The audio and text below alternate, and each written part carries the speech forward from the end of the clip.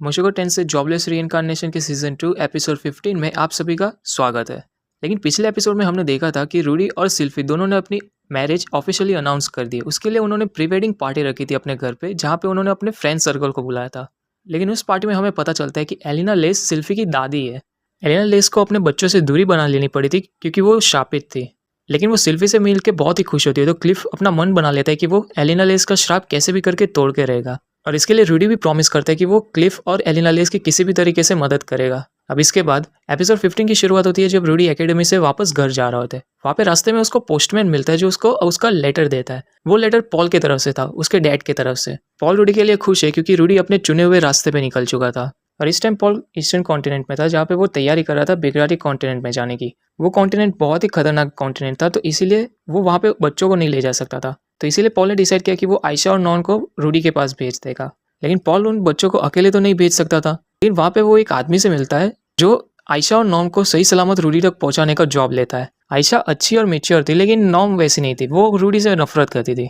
लेकिन फिर भी पॉल रूडी को कहता है कि बड़े भाई होने के नाते अपनी बहनों का ख्याल रखे। ये लेटर पढ़ने के बाद रूडी सोच रहा था कि वो पॉल को वापस से खत लिखे। फिर वहाँ पे वो सिल्फी के पास जाता है जब वो किचन में खाना पका रही होती है। सिल्फी नोटिस करती है कि रूडी किसी बात से बहुत ही एक्साइटेड था। तो रूडी सिल्फी को बताता है कि उसको पॉल का लेटर मिला था और साथ ही साथ उसकी दोनों बहनें भी यहाँ पे आ रही है रहने के लिए। तो वो सिल्फी से पूछता है कि उसको कोई प्रॉब्लम तो नहीं होगी ना। सिल्फी कहती है कि उसे इस बात से कोई प्रॉब्लम नहीं है, उन दोनों के आने से घर और खुशहाल लगेगा।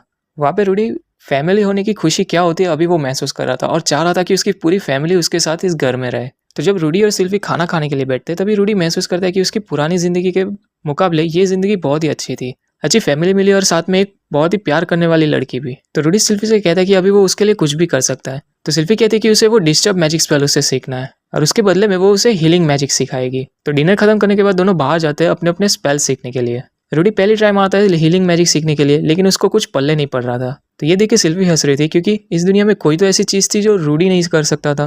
तो इसके बाद सिल्फी अपना टर्न लेती है डिस्टर्बेंस स्पेल सीखने के लिए। वो वहाँ पे दम लगा रही होती है कि वो वाटर स्पेल कैंसिल करे।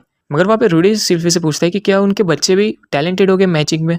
इससे सिल्फी का कॉन्सेंट्रेशन टूट जाता है, लेकिन वो कहते हैं कि जब तक बच्चे नहीं होंगे तब तक पता नहीं चलेगा। सिल्फी कहती है कि उसकी जो एल्फ ब्लड लाइन है वो बहुत ही स्ट्रांग है, जिसकी वजह से शायद उनको बच्चे ना भी हो। और अगर इन केस ऐसा हो तो वो रूडी को कहती है कि वो अगर चाहे तो वो मिस्ट्रेस ले सकता है। रूडी कहता है कि उसको ऐसा नहीं है कि बच्चे चाहिए ही चाहिए, उसे सिर्फ एक प्यार की निशानी चाहिए उन दोनों की। तो दूसरे दिन रूडी नानाओशी के साथ होता है और उसने नानाओशी की मदद की होती है उस मैजिक सर्कल को कंप्लीट करने में। उसके लिए उसको 1 महीना लगा, लेकिन ये मैजिक सर्कल को कंप्लीट करने में नानाओशी को 2 साल लगे। तो रूडी नानाओशी से पूछता है कि ये मैजिक सर्कल किस काम के लिए है। तो नानाओशी उसको बोलती है कि ये मैजिक सर्कल दूसरी दुनिया की चीज यहाँ पे लाने के लिए है। तो रूडी उम्मीद कर रहा था कि इससे वो बड़ा टेलीपोर्टेशन वाला इंसिडेंट वापस से ना दोहराए। तो नानाओशी कहती है कि ये सेफ है शायद तक। तो रूडी उससे पूछता है कि कौन सी थियरी पे है ये मैजिक सर्कल। तो नानाओशी कहती है कि जितनी बड़ी चीज वो दूसरी दुनिया से यहाँ पे लाएंगे उतना ज्यादा माना चाहिए होगा। लेकिन नानाओशी का एक्सप्लेनेशन कुछ ज्यादा ही कॉम्प्लेक्स होता जा रहा था जो रूडी को समझ में नहीं आ रहा था। तो नानाओशी उसे सिंपल वे में समझाती है कि इस दुनिया में जो भी अजीबोगरीब चीज होती है उसके पीछे माना होता है। फिर वहाँ पे रूडी अपना माना उस मैजिक सर्कल में डालता है, लेकिन रूडी को वहाँ पे महसूस हो जाता है कि कोई तो बात है जिसकी वजह से उसका माना फुल्ली सर्कुलेट नहीं हो रहा उस मैजिक सर्कल में, और इस वजह से वो मैजिक सर्कल उस पार्ट पे से शॉर्ट सर्किट हो जाता है। अब इस फेलियर से नानाओशी बहुत ही डिसअपॉइंटेड थी। तो वो रूडी से कहते कि अगर जो वो घर जाना चाहे तो वो जा सकता है। तो रूडी नानाओशी को अभी के लिए अकेला छोड़ देता है और घर जा रहा होता है। मगर वो नानाओशी की आवाज़ सुनता है तो वो उसके रूम में वापस से जाता है और देखता है कि नानाओशी सब कुछ तोड़ फोड़ रही थी गुस्से में। उसकी मेंटल स्टेट थी वो बहुत ही वीक हो चुकी थी क्योंकि इतने साल के ट्राई के बावजूद नानाओशी अपने घर जाने का रास्ता नहीं ढूंढ पा रही थी। तो रूडी नानाओशी से कहते हैं कि आज के लिए अपना काम यहीं पे छोड़ दे और थोड़ा रेस्ट करे। तो इसी के लिए रूडी ने सोचा कि वो नानाओशी को अपने घर ले जाए ताकि वो वहाँ पे रेस्ट कर सके। वहाँ पे जेनोबा आता है उसकी मदद करने के लिए।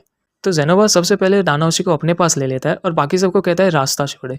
फिर वो सबसे पहले तो नानाओशी को डॉक्टर के पास लेके जाते हैं और रूडी जेनोबा को बताता है कि नानाओशी की ये हालत क्यों हुई है। तो रूडी सोच रहा था कि एक बार सिल्फी नानाओशी की जांच कर ले तो वो उसे अपने ही घर रखेगा ताकि वो उसका ख्याल रख पाए, क्योंकि इस मेंटल स्टेज में अगर जब वो उसे अकेला छोड़ देगा तो वो डेंजरस होगा। तो इसीलिए रूडी जेनोबा को कहता है कि वो नानाओशी को उसके घर तक ले जाए। लेकिन रास्ते में वो जूली को अपने गोद में उठाता है और उससे पूछता है कि जेनोबा उसका ख्याल रख रहा है कि नहीं। जूली कहती है कि जेनोबा बहुत ही अच्छे से ख्याल रखता है और साथ में उसको बहुत सारा खाना भी देता है खाने के लिए। तो रूडी सोचा था कि वो नानाओशी का फेवरेट खाना बनाए ताकि वो दूसरों के साथ बैठ के खाए और उससे उसका माइंड जो है वो शांत हो। नानाओशी भी सेम जापान से इस दुनिया में आई होती है, लेकिन रूडी को उसके बारे में कुछ भी नहीं मालूम होता। वो वहाँ पे उसे घर पे ले जाता है और सिल्फी उसकी जांच करती है। सेल्फी रूडी को कहती है कि नानाओशी बहुत ही ज़्यादा थकी हुई है, तो इसीलिए उसने हीलिंग मैजिक तो अपना यूज़ कर दिया उसके ऊपर, लेकिन वहाँ पे उसको वो खंजर मिला था उसके पास से।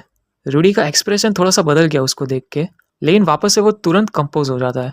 फिर रूडी नीचे जाता है और जेनोबा नानाओशी के बारे में पूछता है। रूडी कहता है कि अभी कुछ भी कहना उसके लिए मुश्किल होगा, मगर जेनोबा रूडी से पूछता है कि वो सही है कि नहीं, क्योंकि उसका फेस भी अभी बिल्कुल नानाओशी की तरह लग रहा था, लाइफलेस। तो रूडी कहता है कि वो नानाओशी को देखता है तो उसे अपने पास्ट की याद आ जाती है। उस टाइम वो भी कमज़ोर था और अपने आप को एक रूम में उसने बंद कर लिया था। जेनोबा को इस बारे में इतना समझ नहीं आता, लेकिन वो रूडी से कहता है कि अगर उसे कभी भी मदद चाहिए तो वो हमेशा हाजिर रहेगा। फिर दूसरे दिन रूडी नानाओशी के पास जाता है, लेकिन उसकी हालत अभी भी अच्छी नहीं होती। रूडी उसको थोड़ा सा खुश करने की ट्राई करता है, लेकिन कोई ज़्यादा प्रोग्रेस नहीं हो, तो इसकी वजह से उसकी जो उम्मीद थी घर लौटने की वो अब टूट चुकी थी। तो नानाओशी को ऐसा टूटा हुआ देख के रूडी को बहुत ही बुरा लग रहा था। तो वो एलिना लेस, क्लिफ, जेनोबा और जूली को बुलाता है ताकि वो उनकी मदद से मैजिक सर्कल कंप्लीट कर पाए। अब ये मैजिक सर्कल था वो समनिंग मैजिक सर्कल था और किसी को भी इसके बारे में इतना ज़्यादा पता नहीं होता। लेकिन रूडी कहता है कि ब्राइट साइड पे देखे, एक सर से अच्छा है कि 4 सर मिलके सोचे। रूडी उनको वो पार्ट दिखाता है जिसकी वजह से उनका मैजिक सर्कल कंप्लीट नहीं हो रहा था। क्लिफ इन सब चीज़ में जीनियस होता है, तो वो अपनी पॉसिबिलिटीज़ ढूंढना चालू भी कर देता है, लेकिन वो कितना भी ट्राई करे उसे एक परफेक्ट आंसर नहीं मिलता इस मैजिक सर्कल को कंप्लीट करने के लिए। तो जेनोवा कहता है कि इस मैजिक सर्कल को क्यों ना मल्टी लेयर बनाया जाए, क्योंकि जो मैजिक डॉल पर वो रिसर्च कर रहा था उसके अंदर कई सारे मल्टी लेयर्स थे मैजिक सर्कल के, लेकिन उसने ये रिसर्च चालू ही की होती तो वो श्योर नहीं होता इसके बारे में। तो क्लिफ उस डॉल को खोल के देखता है और पाता है कि जिसने भी इस डॉल को बनाया था वो सही में एक मैजिक जीनियस था, क्योंकि इसके क्रिएटर ने कई सारे मैजिक सर्कल्स कंबाइन किए होते हैं ताकि ये डॉल के हाथ पैर चल पाए। क्लिफ वहाँ पे फ्रस्ट्रेटेड हो जाता है क्योंकि उसको कुछ समझ में नहीं आ रहा होता है। तो एलिना लेस क्लिफ को आके गले लगाती है और कहती है कि उसको उस पर भरोसा है, वो कर ही लेगा कुछ ना कुछ। तो इसके बाद सब लोग काम में जुट जाते हैं और एक मेथड निकाल ही देते हैं। फिर रूडी नानाओशी को वहाँ पे अपने रूम में लाता है और सभी लोग वहाँ पे उस मेथड को बताते हैं। नानाओशी को वो मेथड देख के ही समझ में आ जाता है कि वो अब तक जो सिंगल लेयर मैजिक सर्कल इस्तेमाल कर रही थी वो गलत था। नानाओशी बहुत टाइम के बाद खुश हो जाती है कि उसको वापस से एक राह मिल गई। तो नानाओशी वापस से अपने काम में जुट जाती है उस मैजिक सर्कल को कंप्लीट करने के लिए, लेकिन वो वहाँ पे एक गलती कर देती है। तो क्लिफ वहाँ पे आके उस गलती को सुधारता है और सुधारने के साथ साथ क्लिफ कई सारे नए आइडियाज़ भी देता है उसके मैजिक सर्कल के लिए, और उन सारे आइडियाज़ को वो लोग टेस्ट करते हैं और कई सारे मैजिक सर्कल्स पेपर पे ड्रॉ करते हैं। लेकिन नानाओशी और क्लिफ के बीच में किसी बात को लेकर झगड़ा भी हो जाता है, लेकिन फिर भी रात होते होते वो लोग कई सारी मैजिक सर्कल की पॉसिबिलिटी निकाल लेते हैं और सुबह आखिर में उनको फाइनल प्रोडक्ट मिल ही जाता है। तो रूडी अपना माना उस मैजिक सर्कल में चैनल करता है, जिससे दूसरी दुनिया से एक प्लास्टिक बोतल यहाँ पे आ जाती है।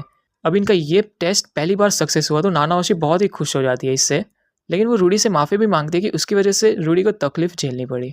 लेकिन रूडी कहता है कि कोई बात नहीं, उसने इस टाइम उसकी मदद की तो वो भी एक्सपेक्ट कर रहा था कि वो रूडी की मदद करे जब उसका टाइम हो। मगर मूड हल्का करने के लिए एलिना लेस नानाओशी को बोलते कि उन सबको पार्टी दे इस सक्सेस के लिए, और इस पार्टी में सभी लोग आते हैं और सब नानाओशी के लिए खुश होते हैं। तो नानाओशी भी थोड़ा रिलैक्स होती है और सभी के साथ पार्टी इंजॉय करती है, लेकिन सिल्फी पार्टी में थोड़ा सा ज़्यादा पी लेती है और इसकी वजह से वो टल्ली हो जाती है। तो रूडी उसको घर पे लाता है और देखते हैं कि आयशा और नोम उसकी राह देख रहे थे। वह आयशा रूडी को देख के बहुत ही खुश थी, और जो उन दोनों को यहाँ पे सेफली लाया था वो और कोई नहीं, रिचर्ड था। तो इसी के साथ हमारा आज का एपिसोड यहीं पे ख़त्म होता है, और अगर आपको और एनिमे रिकैप्स हिंदी में देखने हो तो चैनल को ज़रूर से सब्सक्राइब करिएगा। तो तब तक के लिए गुड बाय।